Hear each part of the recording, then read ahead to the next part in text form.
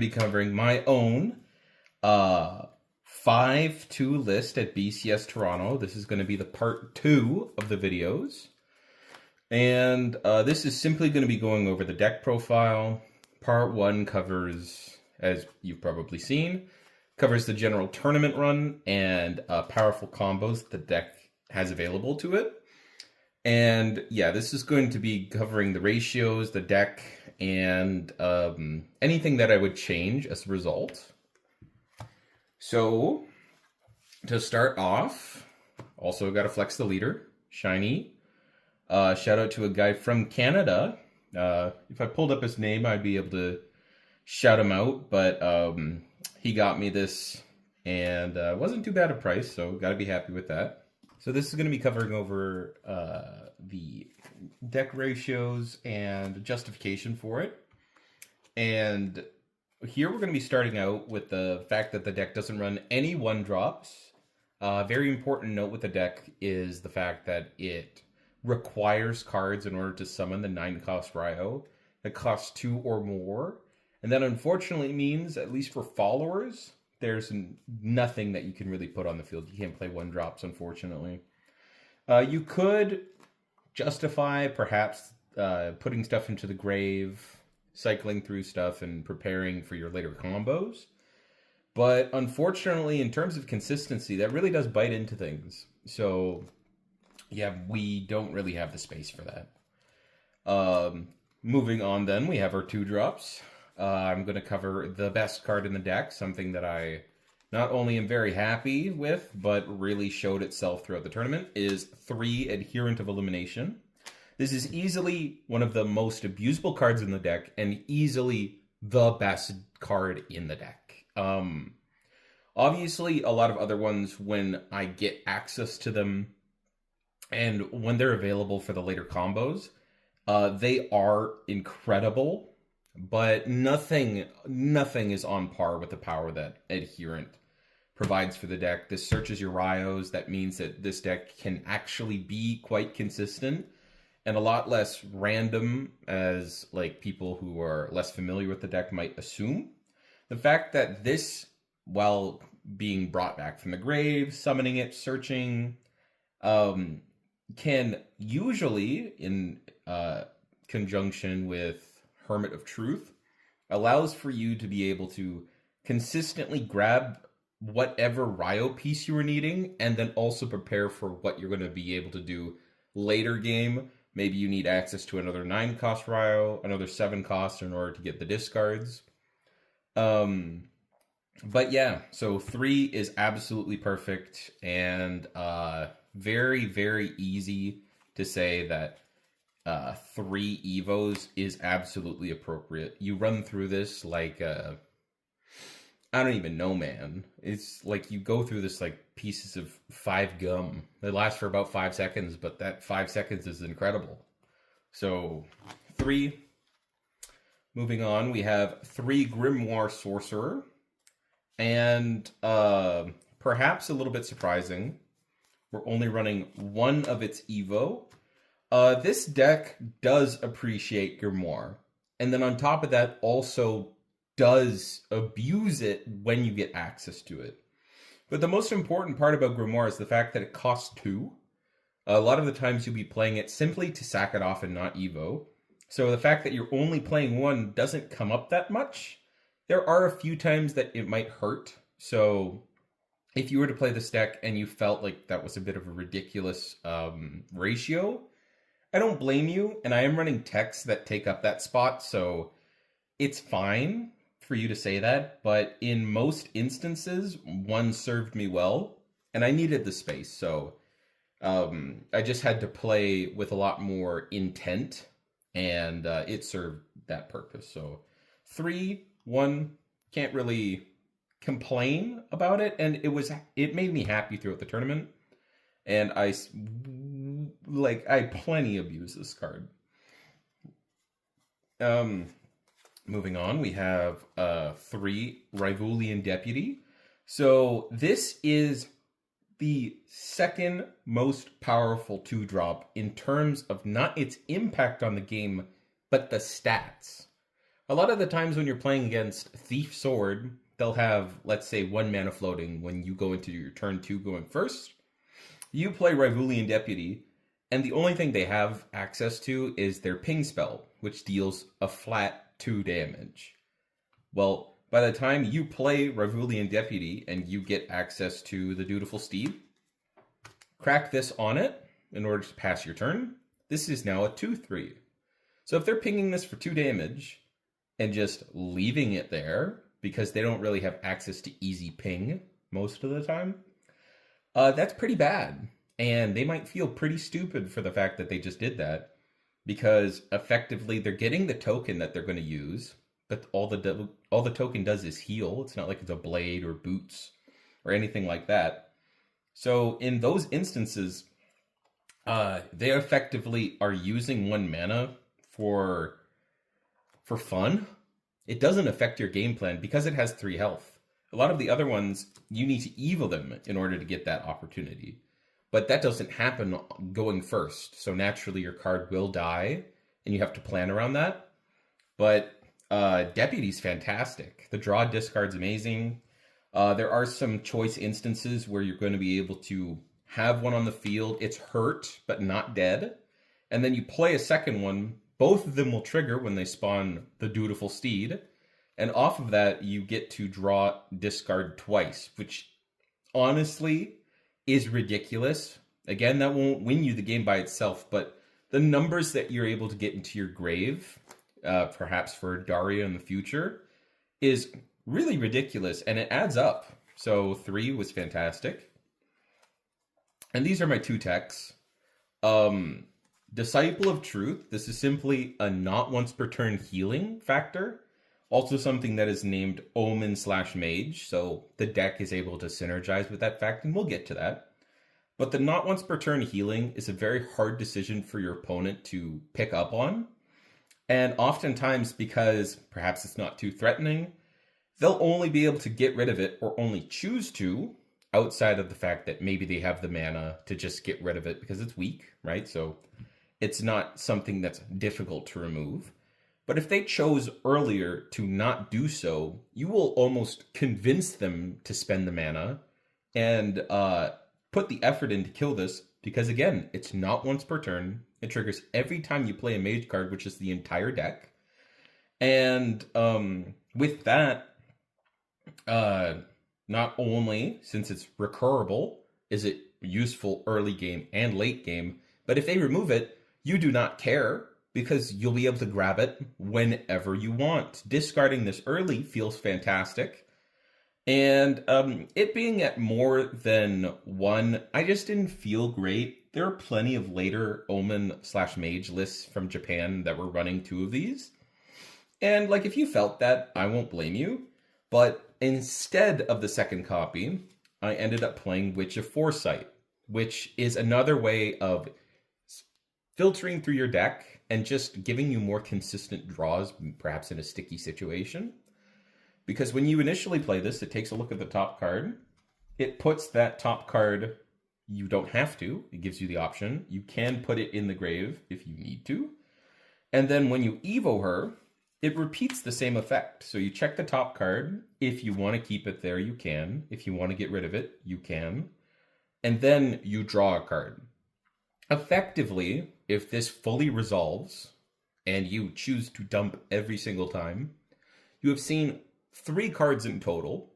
2 you had the option to get rid of, and most of the time you don't really care about that fact in this deck. You really want the cards there anyways. And the draw, chances are at that point, is something that you care about.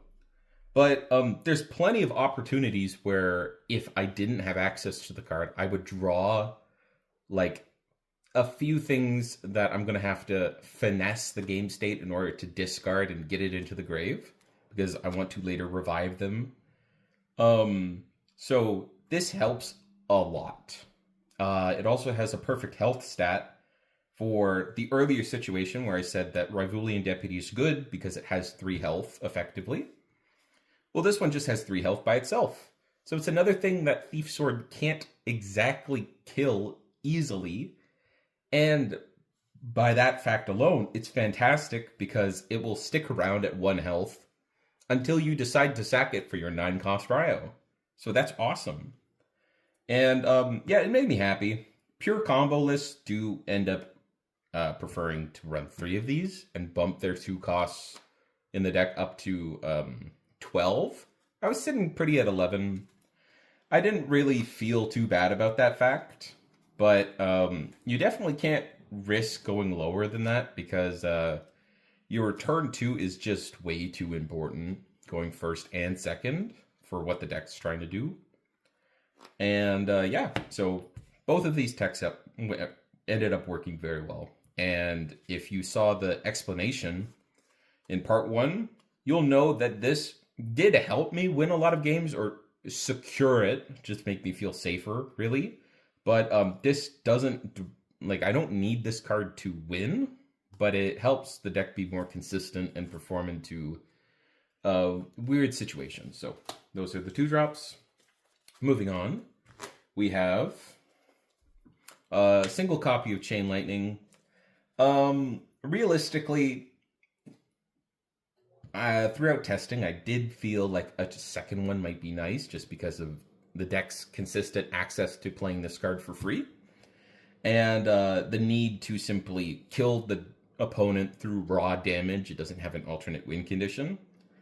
And added burn, simply having it in the hand or grabbing it off the top is very nice. But in order to keep it at 40, not run it at 41 or 42, which I did test, because the deck list is pretty tight, that's about the most that I could justify. Just sticking at the hard 40 count in the deck. It's fine. You'll see it, and you definitely wouldn't want to see 3 of them in your hand, because then it's practically useless. But for the times that you need to kill your opponent, it's perfect. And you'll be able to see it often enough. But discarding it early also doesn't feel that tough, because it's not super necessary.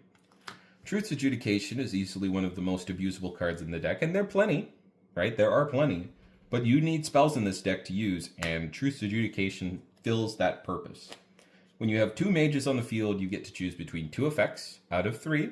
Either you can ping a follower for 3, ping the opponent's face for 3, or you draw 2 cards. Oftentimes, you're going to be able to get 2, so realistically, it's going to be draw 2, ping the opponent for 3, because you need to start the face race.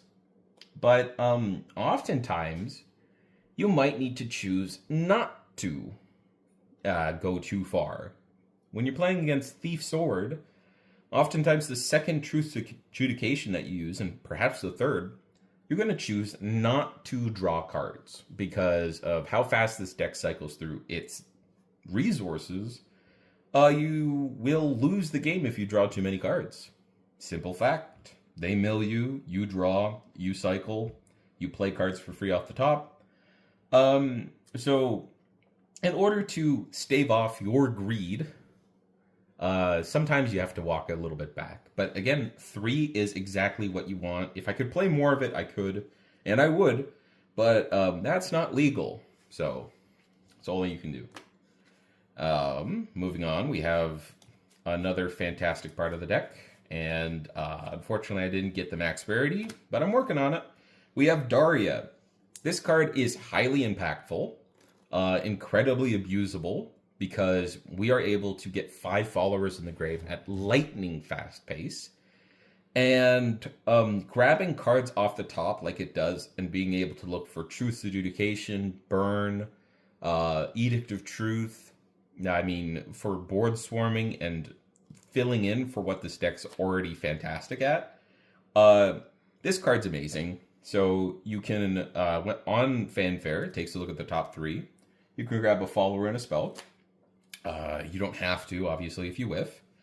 And then if you have 5 followers in the grave, you can tap it, so turn it sideways, and then place a rune spell from your hand into EX. It then costs 3 less.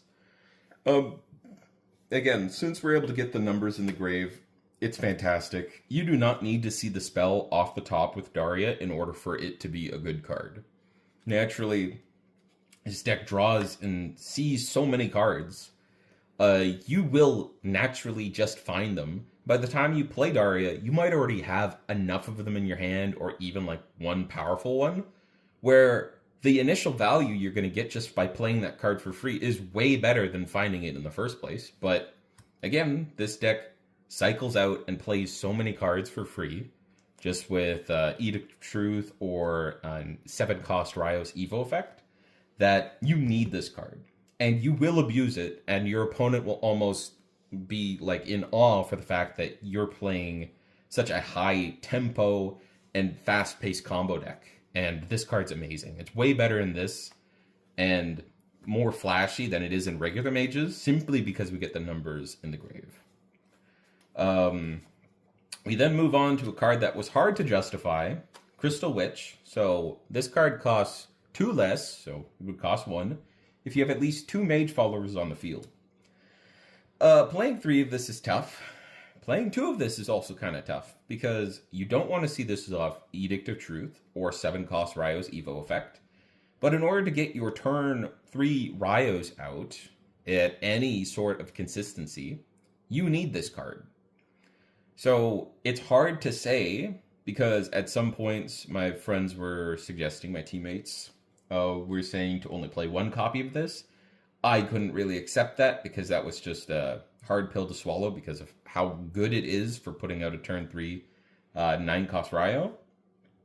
2 kind of felt like the sweet spot. You could probably function fine at 1, but when I was running it through a calculator to see the consistency of seeing this card, the fact that it being at 2 was over, I think, like a 20% chance to see it within the first hand.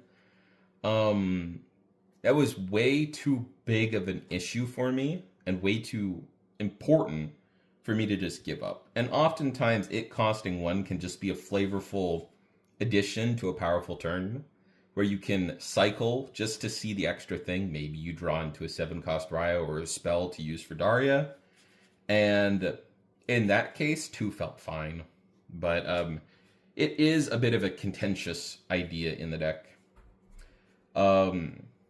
Another part is Apostle of Truth. So I played 2 Apostle and 2 Apostle Evo.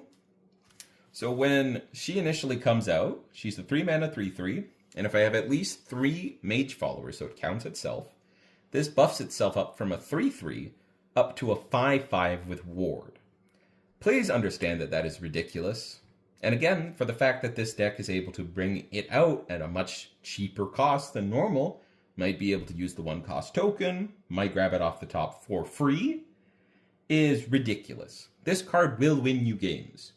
The question is, how many copies is appropriate? Naturally, if I played 3 copies of this, it would lead to major blowout turns and some that would make my opponent potentially want to quit the game.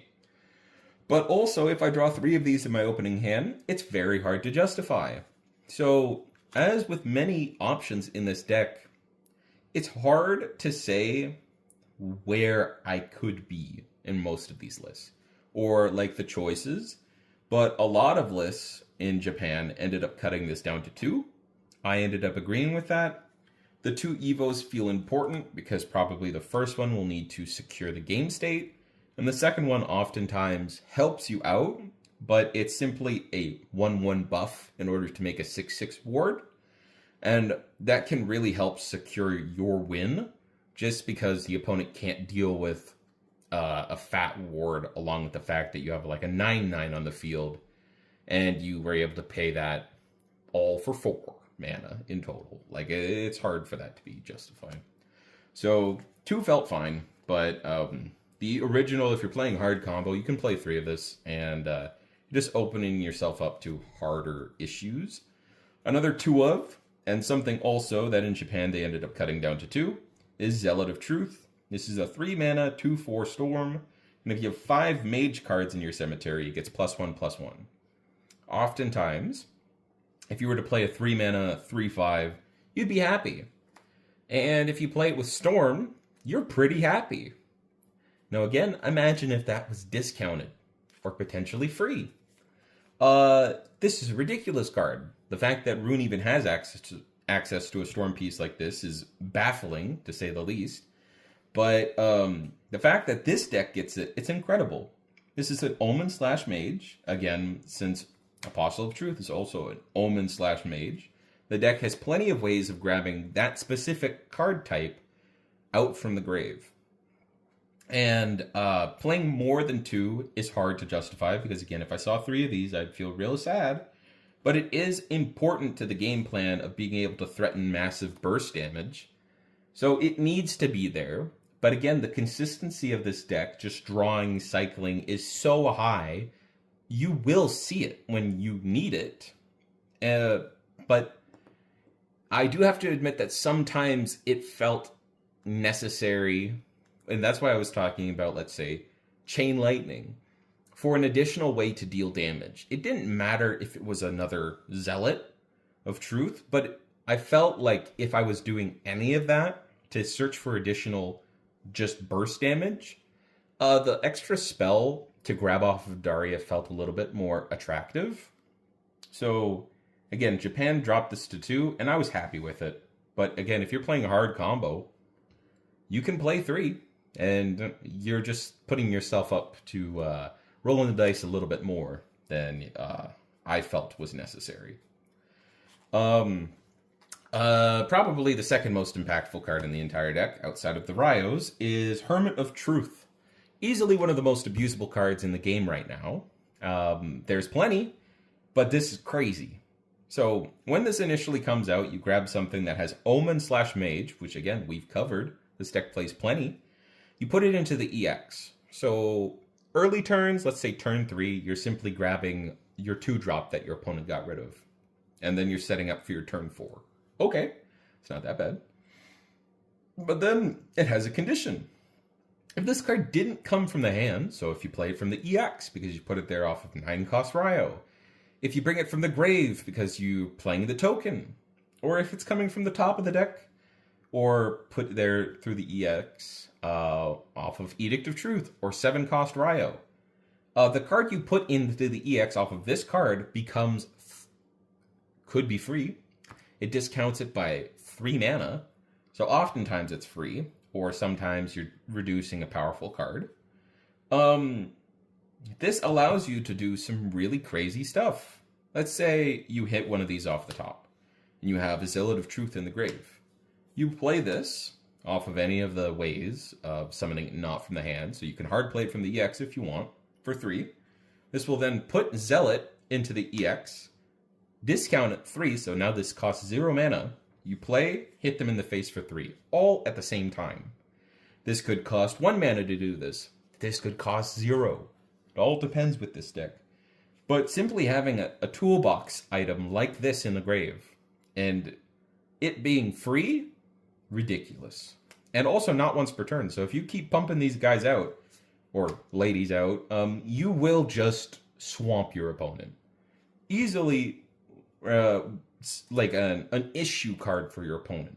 They will see you doing this. They'll believe half the stuff you're doing isn't real. They'll pick it up and read it, perhaps twice. But yeah, it does that, and yeah, it's that ridiculous. 3 it speaks for itself. You need to see this at some point in the game, preferably before turn 6 in the grave or in your hand. But yeah, it's incredible. Definitely my favorite card of the deck. Another tech that we decided on playing, especially me. I know a few friends here who were also testing the deck kind of came across this idea by themselves. But Orchestral Mage is a really cute card. If you play Festive in the same turn that this comes out, you can give it either Storm or Drain, which is really flexible.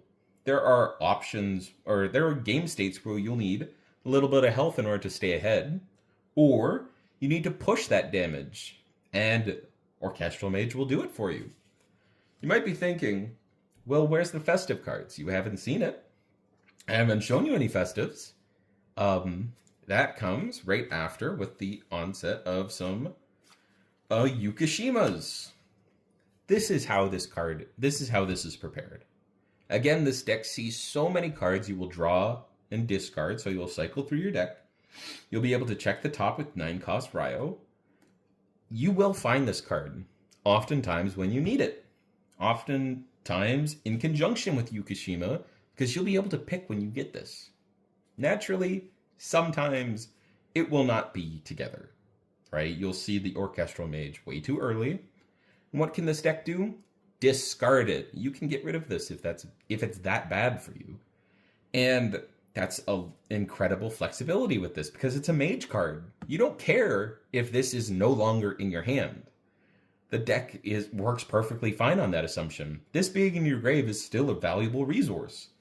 But when you see it with Yukishima, the synergy is very powerful. This will come out, so you play Yukishima.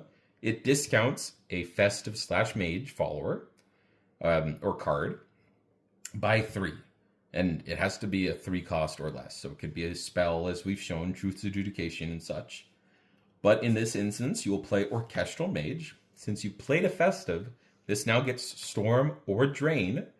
And you will ping something for 2, because this has a not once per turn trigger on if you play something that costs 3 or less. It'll ping something. Well, that's fine. You Evo this, and then you get access to its Evo effect, which is you select an enemy follower, and you deal damage to it equal to 2 times the amount of mage cards you played. This is turn 4 going second. You've dealt 2 damage to something. Now you're dealing 4 damage to something else, or perhaps the same target. And you can give this Storm, hit your opponent in the face. This is the tax you get access to, and it's very strong. I won a game not only because I had this interaction with being able to clear my opponent's board, but because of the face damage it really threatens. This is unique. Most other options, like Chakra Mage, which Japan seemed to favor, don't provide the flexibility of doing damage to your opponent in the same turn. Or healing. So this is really unique. It was hard to justify more than 1 copy because, again, I wanted to keep it at 40. Previously, I was playing 2 copies of this, and I was not mad. But I really think it was a cool tech that we stumbled across. So I'm very proud of what Orchestral Mage was able to do. Yukishima, honestly, in a vacuum, this card is actually kind of disappointing. Only for the idea that most of the times you're playing this, you aren't doing anything flashy with it. You are just vomiting another body onto the board to be able to take advantage of sacking 3 guys. It allows you to play another guy from your hand about 90% of the time. And honestly, that's pretty sweet. And the fact that it also discounts not only something from the hand, it just discounts the next card that you play. So, for instance, if you put any festive or any mage card that you care about into your EX off of 9-cost Ryo, Yukishima comes along. That card is now free. You get to abuse Hermit of Truth, Daria you put there, a spell that you put there, which is really, really cool. And turned out to be just fantastic. Sometimes, if Yukishima sticks around, it will screw you over by clearing your opponent's board. That might sound a little bit weird, but sometimes the token generation in this deck is very conditional. And Yukishima messes around with that, but honestly, that's mostly just bent up to player error, and I felt that during the tournament. I definitely accidentally pinged a little bit too much. But yeah, so that's kind of the core of this deck, and the rest is just important aspects that the deck really leans on, as in Edict of Truth. This serves 2 purposes. There have been a few rune decks that have used Edict of Truth, but there have not been ones that have successfully abused this card. So through Edict of Truth, you are able to discount it for 2 different ways to not pay the full 5 mana, which oftentimes in this deck, you don't even care if you have to play the full cost. But if you can discount things, why not? It's coupon season. So you can use, let's say, Grimoire Sorcerer, discount this by 3. So now you're playing it for 2. Or Daria, for the exact same discount, you get to play it for 2. So this card takes a look at the top 5 cards of your deck. You grab the 3 that cost 3 or less, and now they're free. They're put into your EX. So off of Grimoire, oftentimes on, let's say, turn 4, and sometimes if Grimoire sticks around early game, it didn't get killed on turn 2. Your follow-up play of playing this on turn 3 is ridiculous and can easily end games. But if you're honestly doing it on turn 4, or you're playing Daria or Grimoire on turn 5 to discount this card, also still really impactful and really crazy and hard for your opponent to keep up with. But the other part of this card, and something that's really important, is when you play the original, and oftentimes I refer to this as old Ryo or 7-cost Ryo. If this gets put onto the field and this is in the grave, you can banish it from the grave and give yourself an Evo point for free. It just needs to be there before he gets summoned. But that allows you to do some pretty degenerate stuff. And my opponents at the BCS and at my locals have definitely understood the power of this card.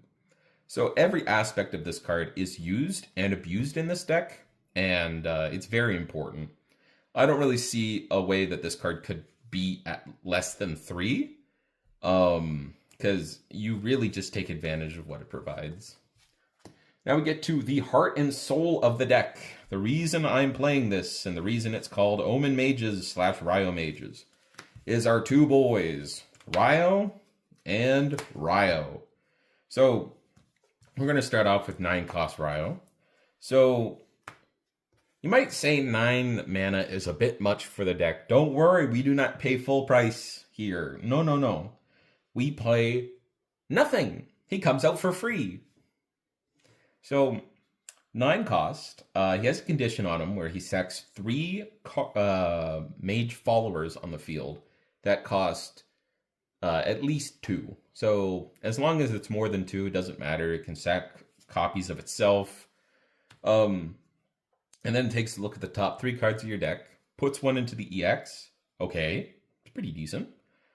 And its other effect is it discards old Ryo not once per turn to deal 9 damage to something and generate a copy of Urzat's Elimination. Well, cost 1, it can't be too strong. Well, this card says, target a Omen and Magecraft follower. So it needs to have both of the traits. So this grabs Hermit of Truth, Zealot of Truth, and Apostle of Truth. And then it also grabs the Urzat's Elimination and Disciple of Truth. Or Adherent of Elimination. So that's 5 targets in the deck. And we run 11 targets in total. 3, 6. Yep, 11 targets.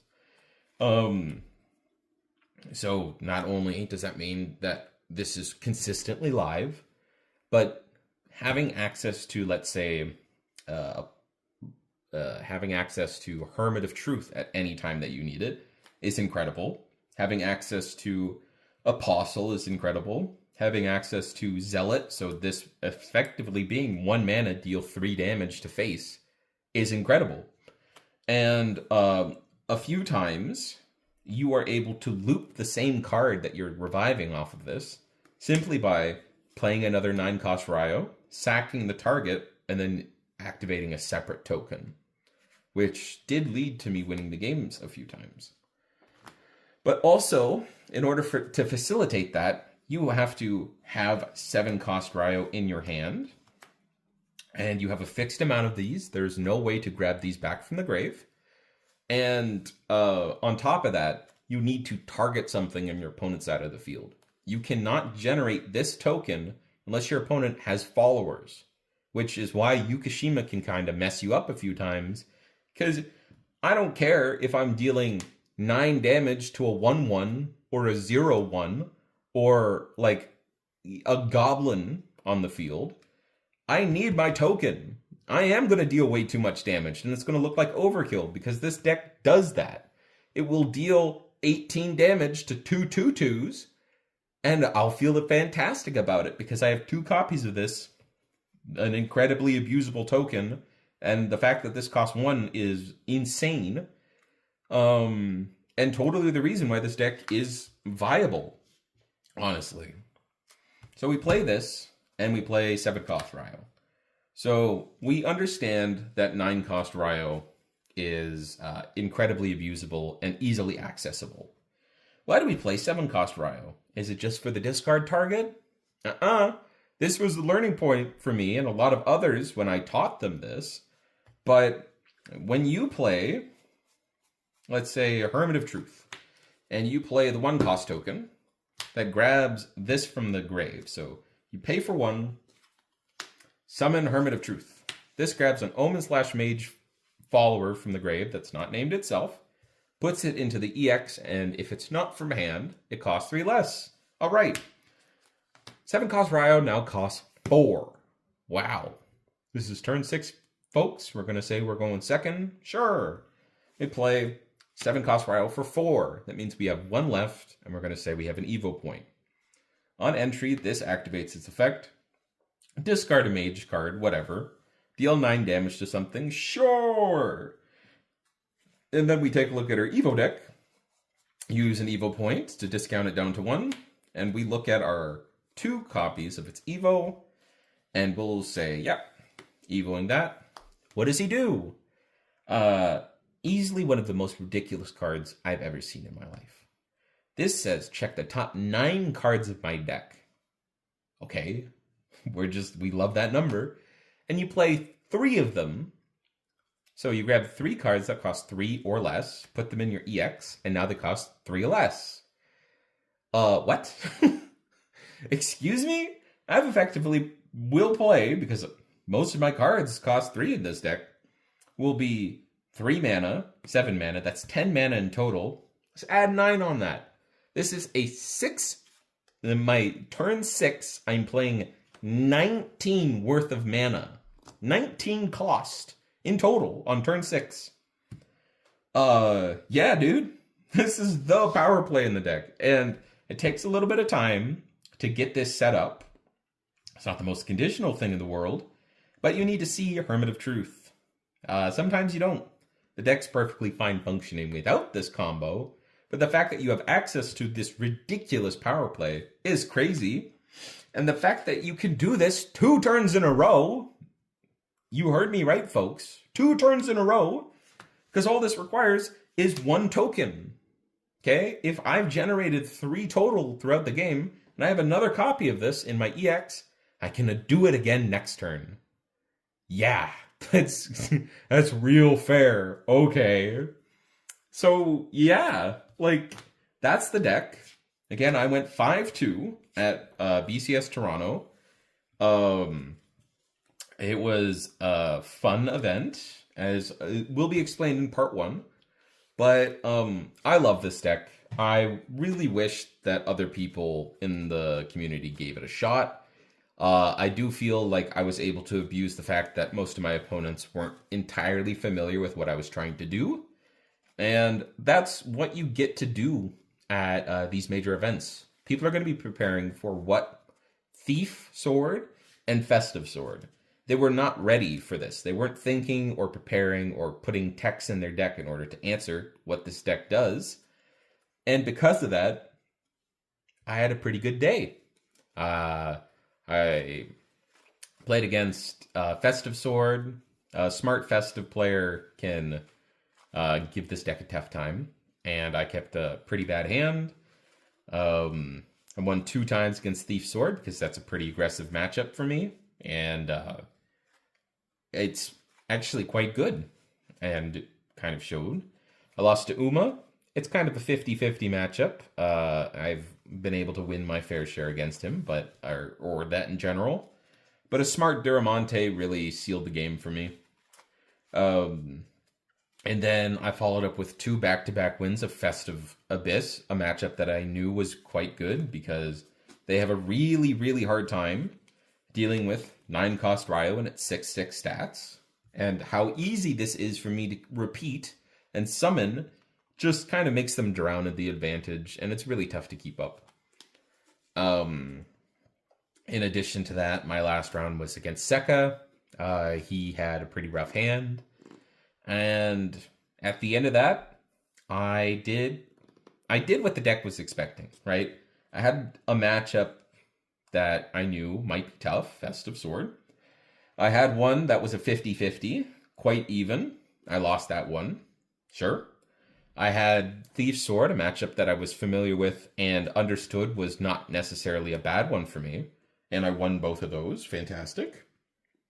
And Festive Abyss, I was able to perform quite well with that one because I understood that was flat out a good matchup for me because the stats really are hard for them to deal with. And unfortunately, that made me bubble out at 14th place. And yeah, unfortunate. You can't top every event, but you can certainly do your best. And I certainly thought I did do that during this event. So that's the deck. Thanks for tuning in. And especially watching both part 1 and part 2.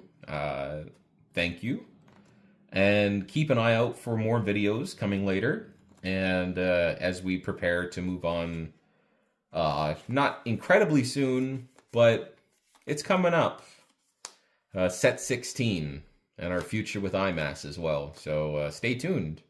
Thank you and peace out.